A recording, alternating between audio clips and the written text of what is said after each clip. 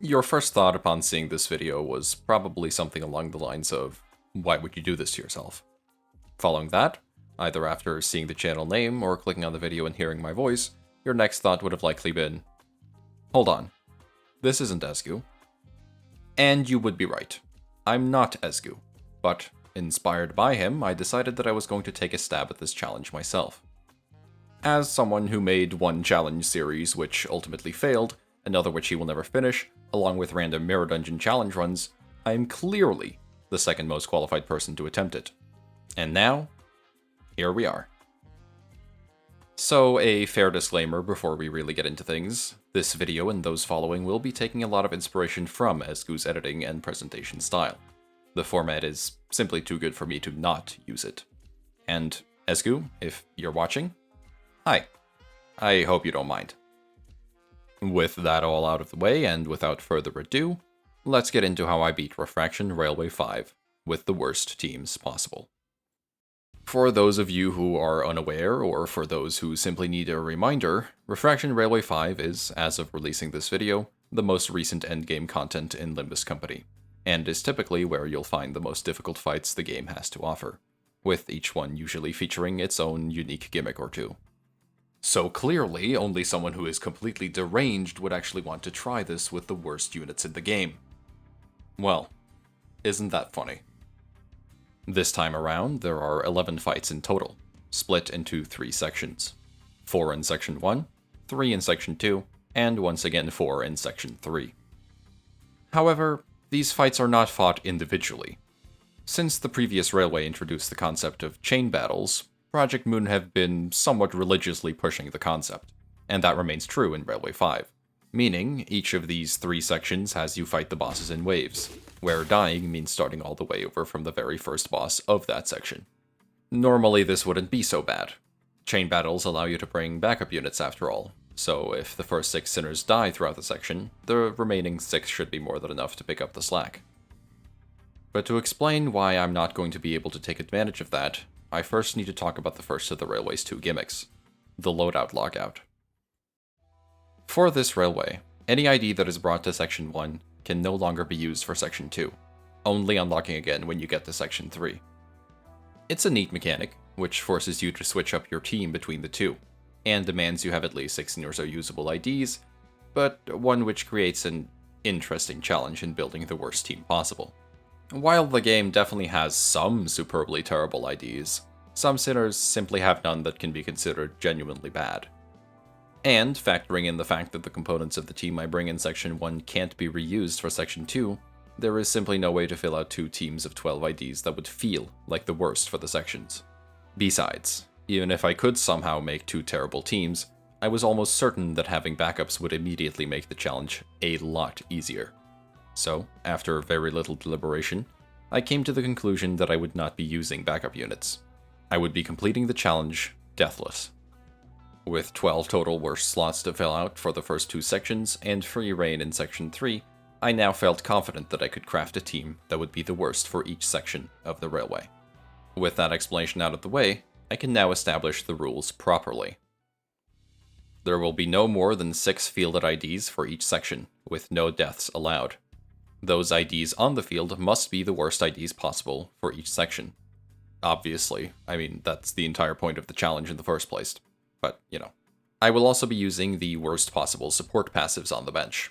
Now, usually this means that they will just be doing nothing, since there aren't really any support passives that are actively harmful, except for a select few. Zayn and Teth Ego are the only ones allowed, primarily to comply with Esgu's own rule set, but also because the challenge would be significantly more manageable with access to certain higher rank Ego. Still, even with these rules, no Regret Merceau is allowed, naturally. While it is a Teth, Regret simply changes Merceau on a fundamental level. I feel like it goes against the spirit of the challenge. This Railway also features team and enemy buffs as its second big gimmick, which are selectable between each wave throughout.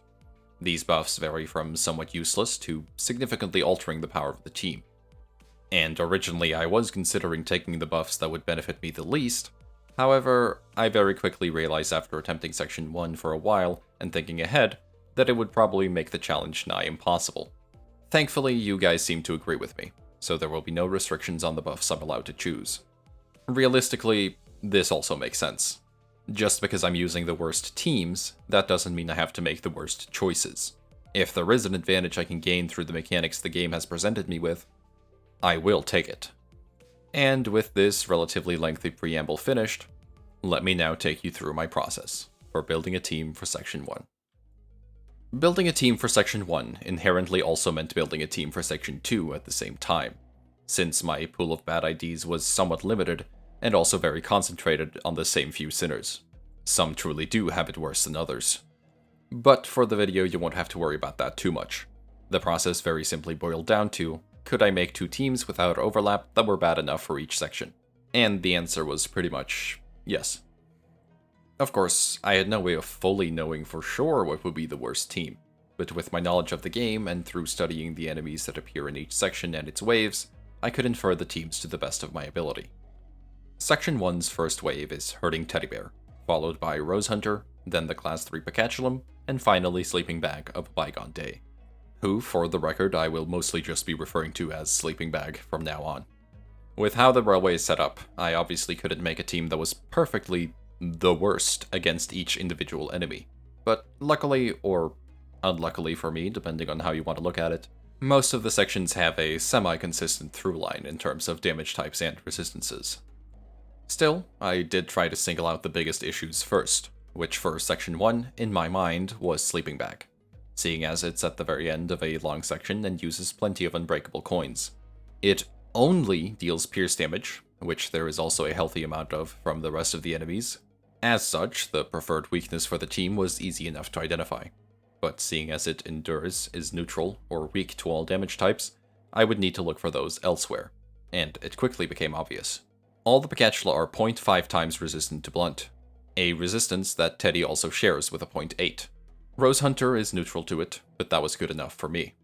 As for sin affinities, Gloom stood out immediately, with almost all the enemies resisting it to some degree aside from the Wrath and Sloth Peccatula, the second most common resistance being against Sloth.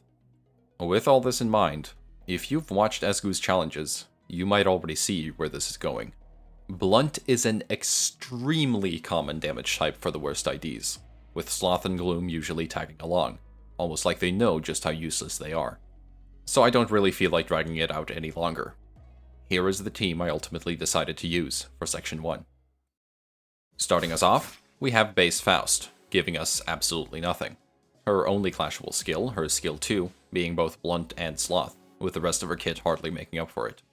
She's primarily blunt, with terrible rolls across the board, and a speed range which will rarely see her making use of the 1 Paralyze on her skill 1. She is an easy fit for this team. Base Merceau truly needs no introduction. His offense level is the worst in the game, not to mention the fact that he's mono-blunt, with a Sloth skill 1 and a Gloom skill 3, both of which are completely unable to clash with anything substantial. To add even greater insult to an already incredibly grave injury, he has the worst possible speed range unless Project Moon goes insane and decides that a 2-2 would be acceptable.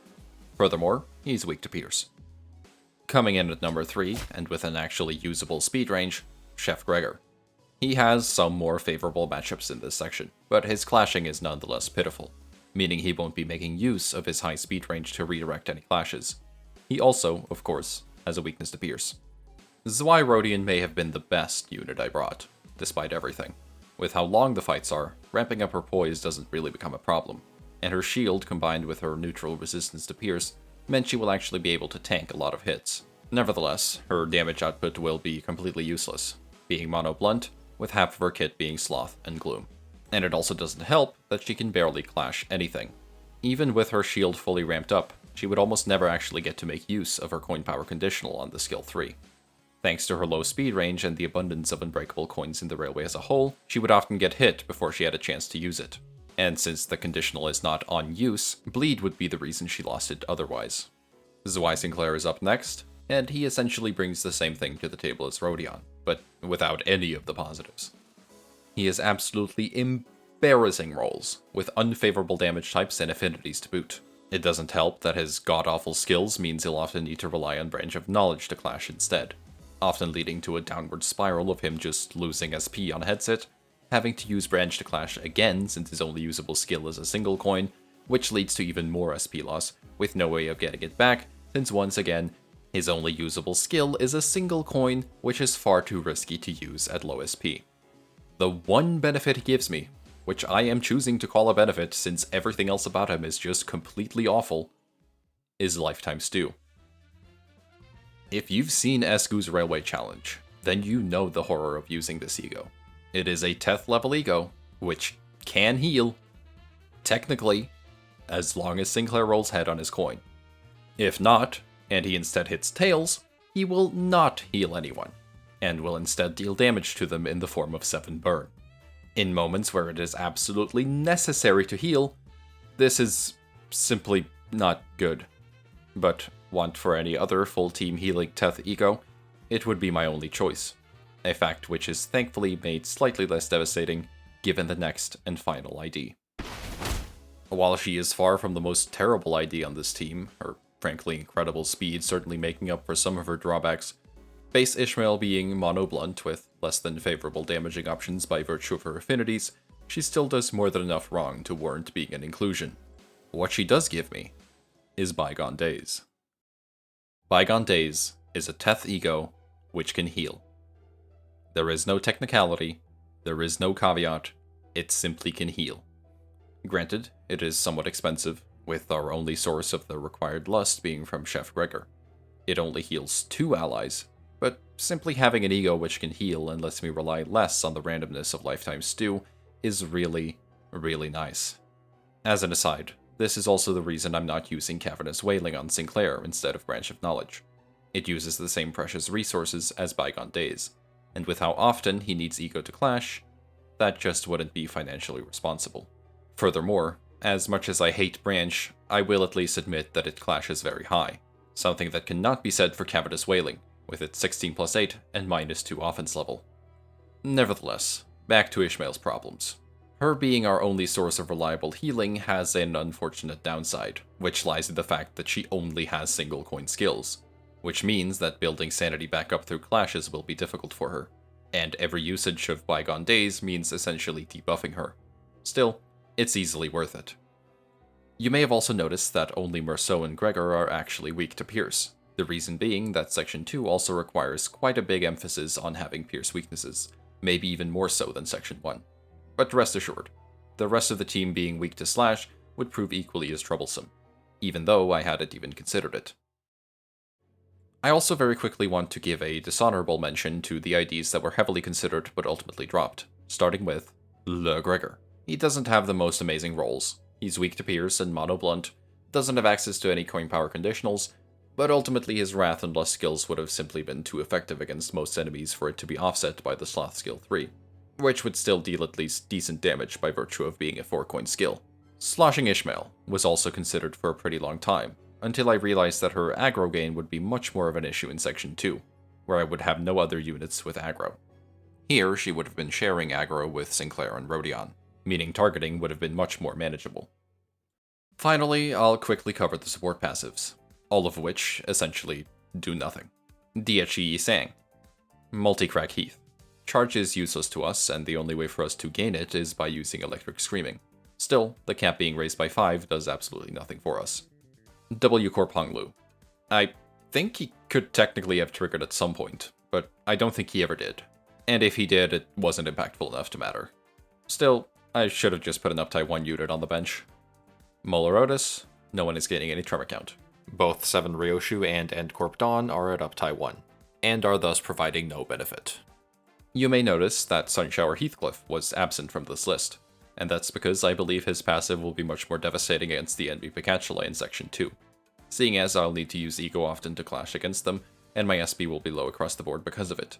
If I used him here, I wouldn't have been able to later. Despite it taking up an immense amount of space on my computer, I have recorded all of my attempts of this challenge, so you'll get to enjoy that in the background while I go over the details of each fight, and the section as a whole. I'll of course also give my thoughts on both, once it's all said and done. Oh, hurting teddy bear. How I wish to never, ever see you again. And yet this challenge would not have been possible without you. The fight isn't difficult. and it's not one I was particularly concerned about, but it is slow, which was not helpful for my sanity, but certainly helpful for my Sinnerses, and, most importantly, gathering ego resources. Most of Teddy's attacks are single coin skills, including its Unbreakables, which will always inflict at least 3 bleed thanks to its Grimy Iron Stake passive, and with its 2 to 5 speed range, I could often get put in situations where redirecting clashes wouldn't be possible, and my Sinners would have to take unopposed attacks. Because of this, my initial strategy going into this was to try to get past it as quickly as possible to avoid unnecessary bleed damage. I could do this quite easily by clashing Expression of Love with someone who had more negative effects than Faint Memories. This causes Teddy to use a Sad Embrace next turn, and it gets staggered because of the effect of the move. If I could do this consistently, the fight would end relatively quickly. However, after getting to the following fights a few times, I soon realized that having a stockpile of my most valuable ego resources would be much more important than minimizing the minor damage I would have taken from Teddy. So my strategy shifted to prolonging the fight, trying to primarily gather as much lust as possible from Chef Gregor. Using his S1 and defense skill, of course. Gluttony and Gloom would also be important, but lust was my main focus, and with careful play and minimal usage of ego, I could usually leave Teddy with 10 plus resources and everything aside from Envy. And yeah, Envy would become a scarce resource throughout the entire railway. And Merceau was therefore often left without access to ego, but we'll get to that. Dragging out the fight presented its own problems, of course. The aforementioned speed range had a lot more opportunities to screw me over, as Clawing and Violent Clawing both always prioritize the target with the least negative effects on them, and not being able to redirect those would lead to someone suddenly being inflicted with a ton of bleed and count through nails, and the +2 bleed count on Violent Clawing if they lost the clash. I tried my best to make sure this would usually be someone like Rodion, since she could handle it fairly well, but I couldn't always guarantee it with how long the fight was. There's also an abnormality event that happens fairly early in the fight. Losing SP was never really an option, so the hug would have to do. The check is relatively high though, and nobody would have built up SP at this point, and failing the check led to 30 HP damage. It was rough sometimes, but nothing I couldn't handle. Still, I was never really in danger of losing this fight, unless I got really unlucky, and 3 to 5 instances of 10 or so bleed was nothing compared to what I had to deal with next. For whatever reason, I really wasn't thinking much about this fight going into the challenge. I thought the rupture would be a slight nuisance, but ultimately negligible with the help of Bygone Days' healing, and that the fight itself wouldn't be that big of a deal. I was wrong. I was very, very wrong. I think I probably got into this mindset because of how easy the fight normally is. With a good team, you can take him down before his rupture infliction really becomes a problem. But with this team, which can barely damage him, that would not be the case. Almost every turn, Rose Hunter will use Snaring Lasso, an attack with a pretty nasty roll which makes most clashes a 50-50, and with an Unbreakable coin which, on top of still dealing quite a bit of damage even on Clash Lose, also inflicts +2 rupture count no matter what. It also inflicts Barbed Lasso to the target, an effect which sets the Sinner's speed to 1, spawns a Barbed Lasso enemy, and also inflicts an additional +2 rupture count for good measure. This meant that every single turn, someone would be gaining at least 4 rupture count, and there was nothing I could do to stop it. And as if that wasn't enough, that someone would also be useless for that following turn, since they have to clash with the Barbed Lasso to get rid of the effect. I could never afford to have 2 units bound at the same time, and 3 would be a guaranteed loss. At that point, Rose Hunter would simply have too much skill slot advantage, and he would quickly run away with the fight. There was only really 2 consistent ways to get rid of this count after the fact, and that was through the Unbreakable coin on Rose Hunter's AoE, Withdraw Whip, or by getting hit by Strangling Crown of Thorns, which is a relatively powerful attack which only deals 10 SP damage on hit. Even then, this might not always work, since there's just a chance for Rose Hunter to go neutral by inflicting 1 rupture count anyway, thanks to the Spiked Whip passive. I attempted to spread Barbed Lasso out as much as possible originally, thinking that getting a semi-equal amount of rupture on everyone would be the best way to go about it.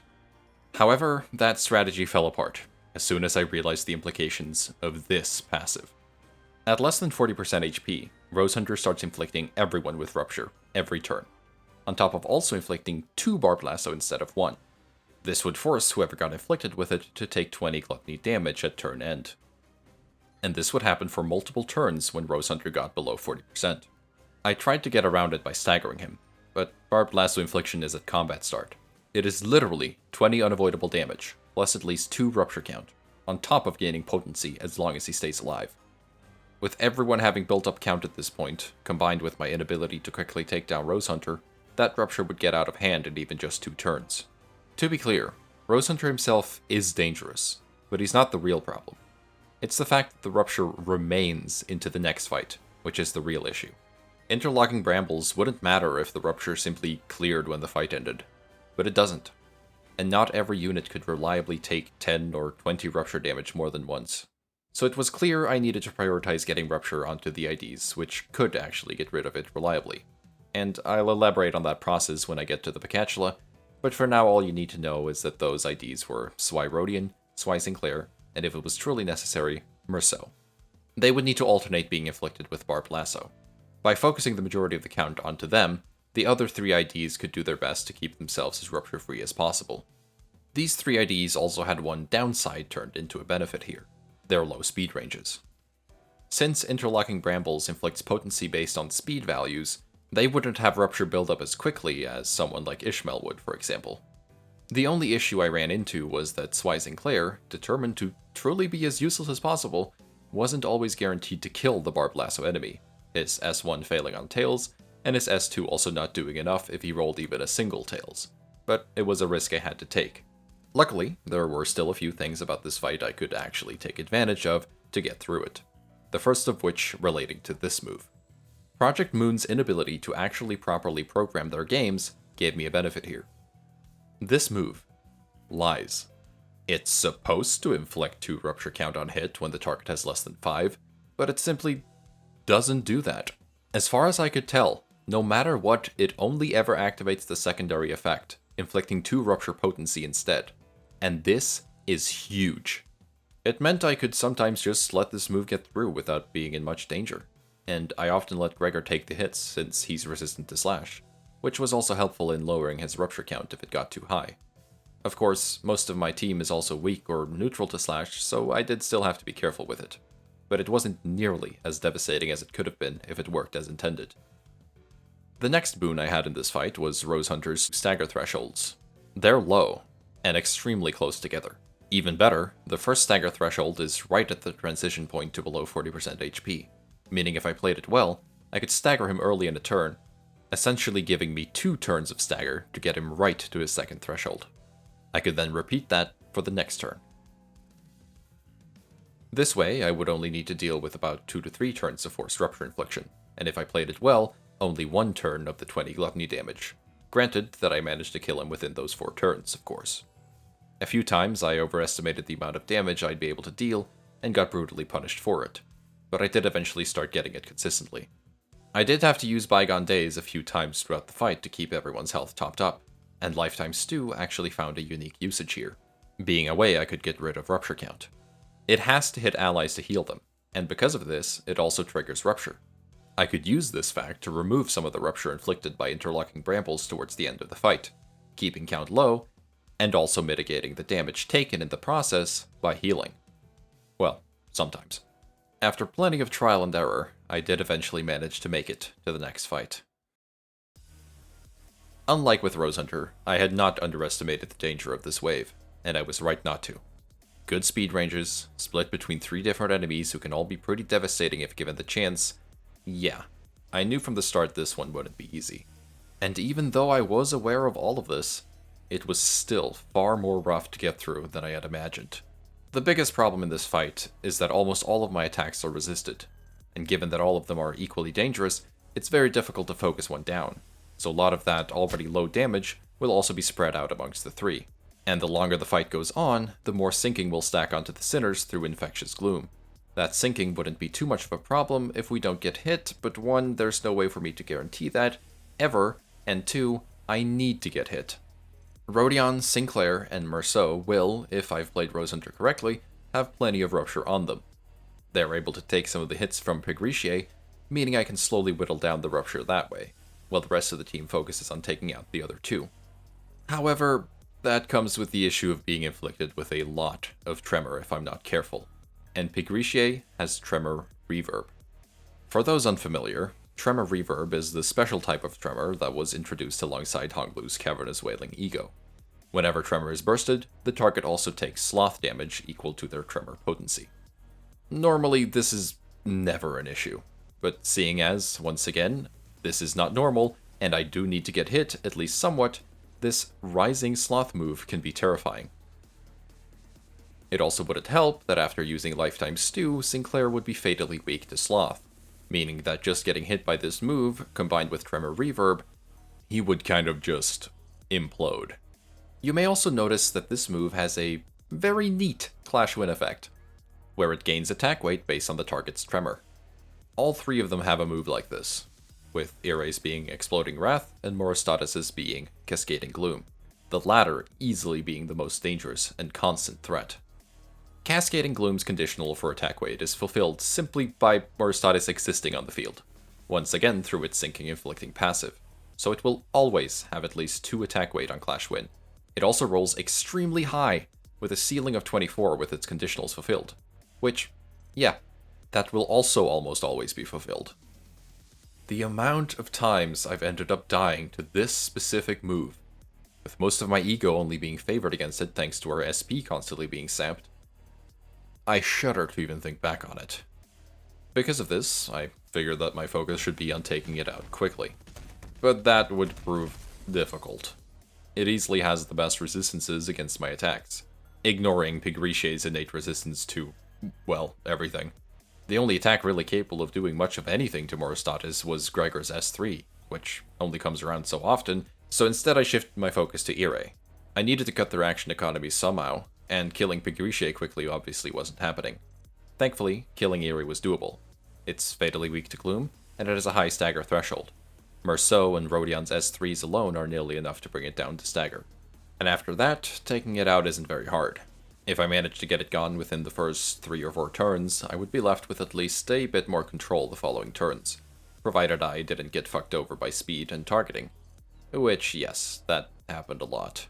Beyond that, all I could do was play to the best of my ability, using Effervescent Corrosion and hoping for bind on heads hit, slowly getting rid of Sinking and Rupture. Before I get to Sleeping Bag though, there is one thing I want to focus on more here. I've gone over the fights individually, their idiosyncrasies and my strategies for them, but that doesn't really paint an accurate picture of what it was like to do this railway. So I'll be dedicating a portion of each video to elaborate on how the section as a whole felt to play, starting with the main thing which all of the sections share. Each individual attempt is so incredibly fucking long, it's insane. For this one, I always knew I could get past Teddy, but that in and of itself always took about 30 to 40 minutes. And I only really knew if a Rose Hunter attempt was going well about halfway through the fight. At that point, I could evaluate my Rupture and semi-confidently speculate on how it was going to look by the end.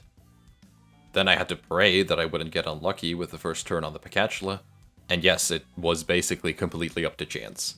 And more often than not, I would fall victim to bad targeting, or all of them rolling a 5. After that, actually surviving the fight is hard enough, and surviving it confidently even more so. The AoE moves I talked about in their section, as well as the inability to focus them down in any meaningful way, as well as having to spend plenty of time getting rid of the Rupture from the previous turn. I think most real attempts ended here, once I'd gotten the hang of it, 3/4 into the section. Usually just because I got unlucky clashing one of their powerful AoEs. It was terribly demoralizing, since losing here meant going all the way back to Teddy and its half-hour-long grindfest, which I can't even call mindless.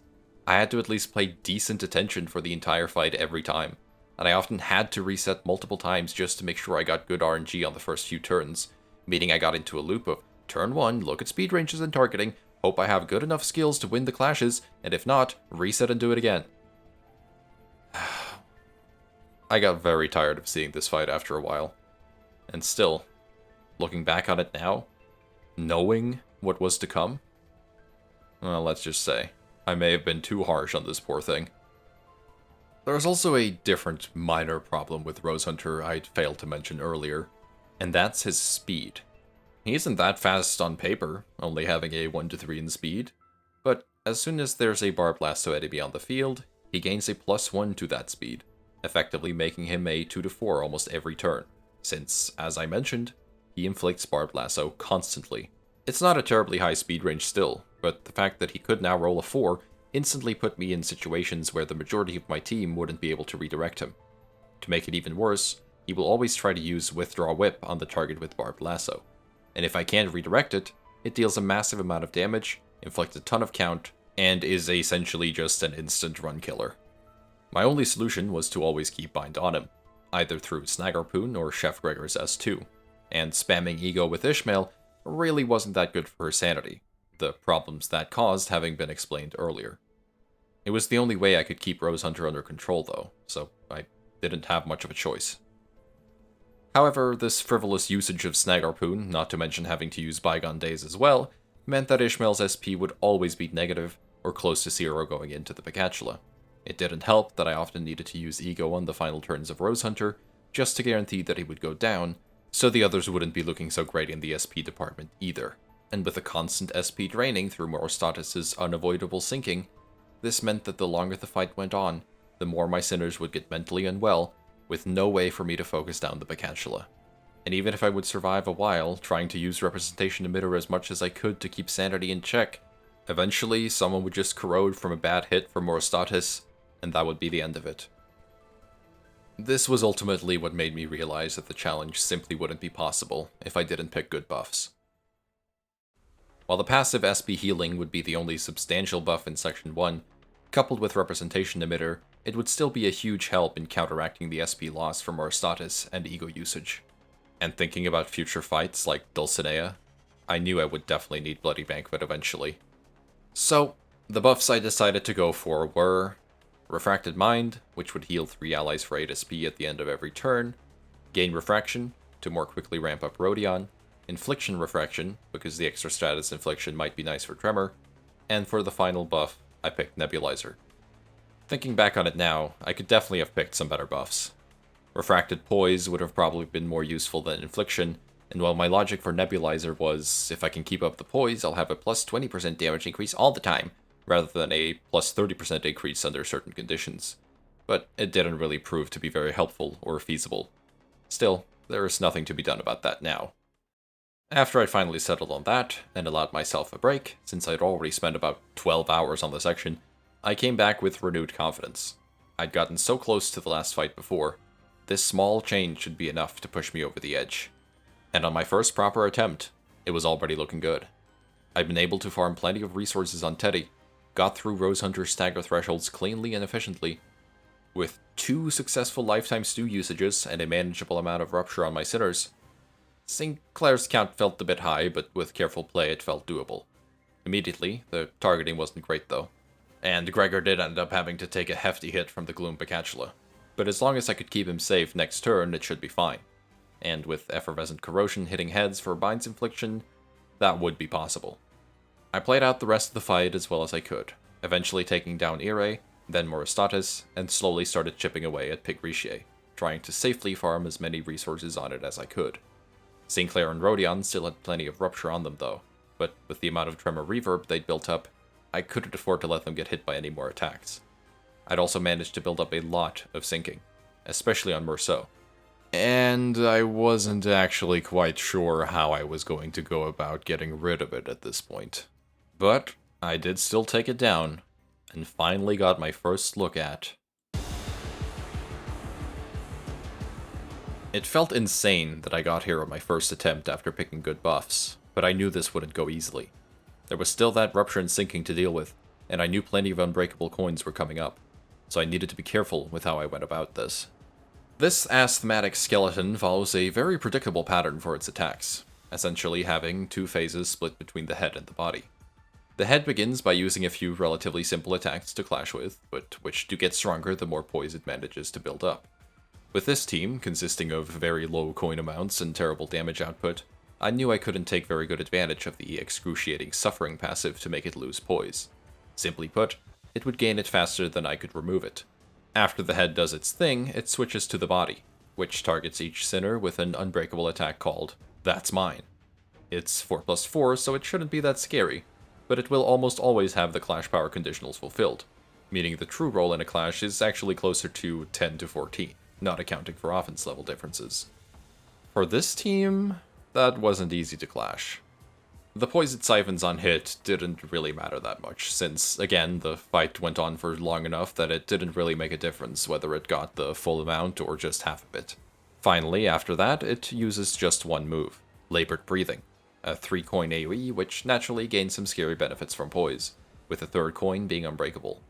It was crucial for me to win this clash every time, since even the damage it dealt with the cracked final coin wasn't anything to scoff at. Those damage boosts from Deep Breath are no joke. In addition to giving it a higher base chance to crit, it also consumes a fifth of the potency and count on itself to deal additional damage on crit. This pattern then repeats, with one more AoE thrown in after the abnormality check. But other than that, this was what I would be working with. So let's get back to the attempt.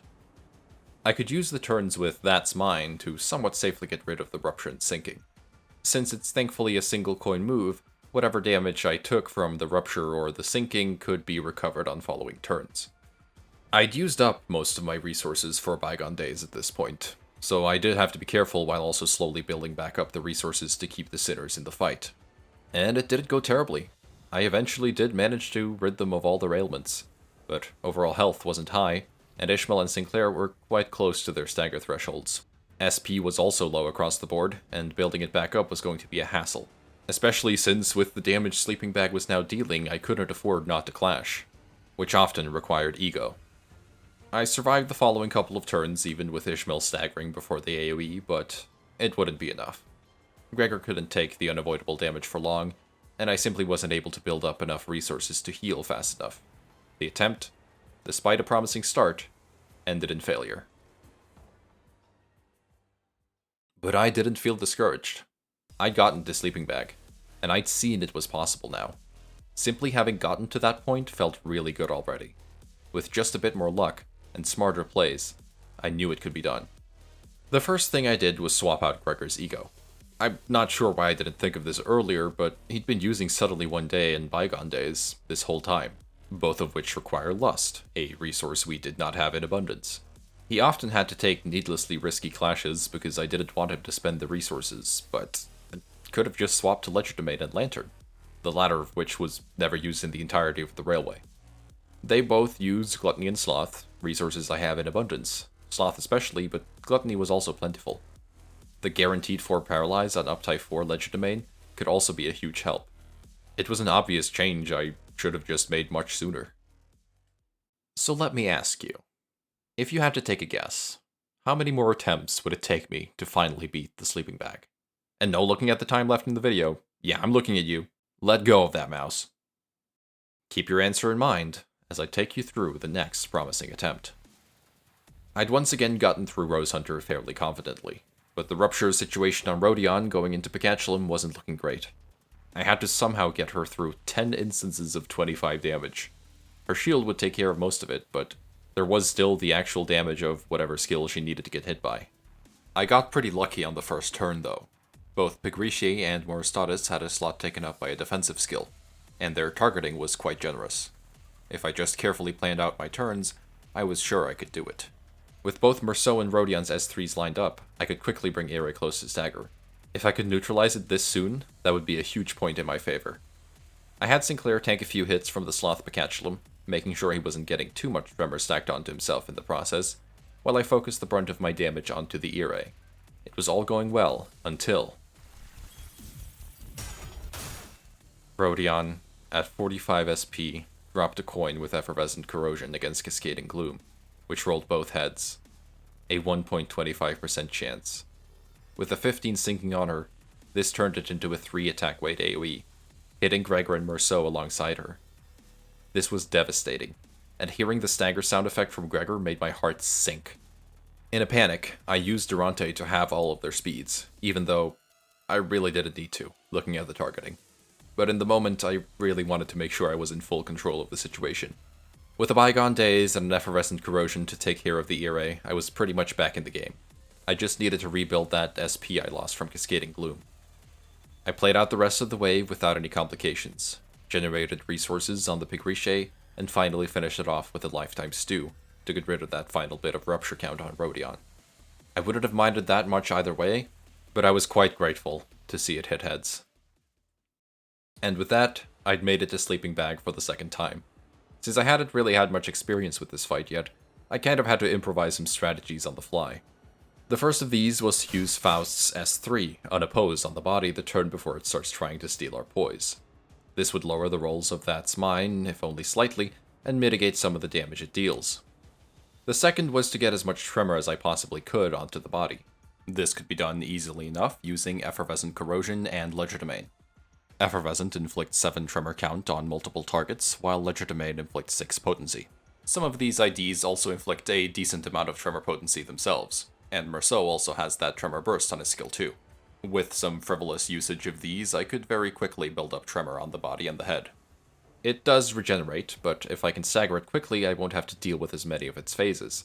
And if I could break it and get to the person body part, then I figured the fight might just get a bit easier.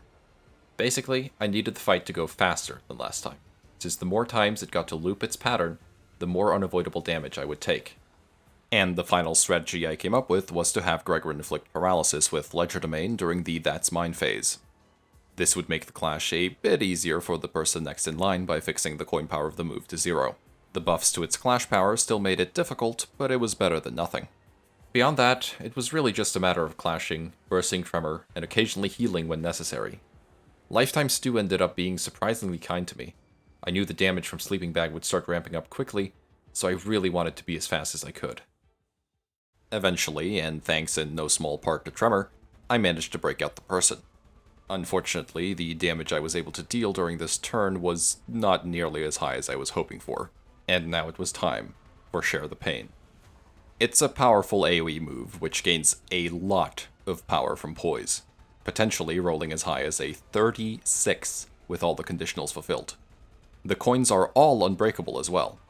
It was easily the move I'd been the most worried about, but it's not just bad news. There's an abnormality check right before it uses the move, with one of the options giving 2 protection, a 20% damage reduction. That's enough to cancel out the base crit damage at least. Furthermore, if Sleeping Bag loses the clash, it deals 75% less damage with the attack. All in all, that's a 95% damage reduction, and even factoring in weaknesses and critical hits, I should be able to handle it. It was gaining +2 final and coin power, meaning the ceiling was 24. Not an impossible thing to clash, and as long as I could beat it, and the protection should, but I'm going to guard anyway. Because those two are pierce weak, and we cannot have that staggering right now. Oh, throw in some healing. No, it's too risky. Don't throw in some healing. Honestly, at this point, I can take the risk. This should win. This wins. 좋은 전략이네요. 가보죠. Yes, it wins, absolutely.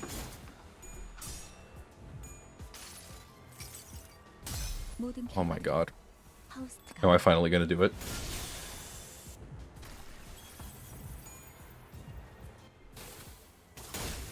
Please. Yeah, it's like nothing. Thank god. That's not good. The unfortunate stew moment aside, not even close. And at this point, the fight was over. Alright. Get the last lust resource because we're gonna need it. Holy shit. That took 2 hours. The one section took 2 hours. That is insane. It was so hard. But I did it. I just played better. And we should have a relatively good amount of resources going into Section 2. Well. I hope to never do this ever again, this section. I never want to do this again. That was awful. If you answered 2 before, then congratulations. You're correct. I only needed to do 2 more attempts for this section, and I only reached Sleeping Bag during the final one, which, against all of my expectations, meant I only saw Sleeping Bag of a Bygone Day twice during the whole challenge. I think it's in large part just a case of it being so difficult to get to in the first place, with so many factors in the way, but when I did get to it that second time, I also just played well.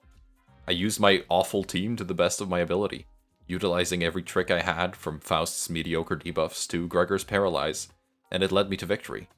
I'd cleared Section 1 of the railway. If there's one thing I regret, especially looking back, it was panicking and using Durante when it really wasn't necessary. But that's in the past now, and while I could have definitely used it later on in certain fights, at the time I was just relieved to have completed the section. The MVP of the section was definitely Swyrodion. Her shield gain was crucial to getting rid of Rupture, and it meant I could afford to let her take hits others definitely couldn't have.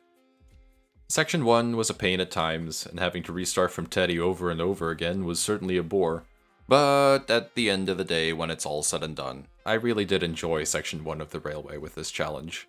It was interesting to have to engage with mechanics I would have never even noticed normally, like Rose Hunter's time limit, and Tremor Reverb actually being kind of terrifying.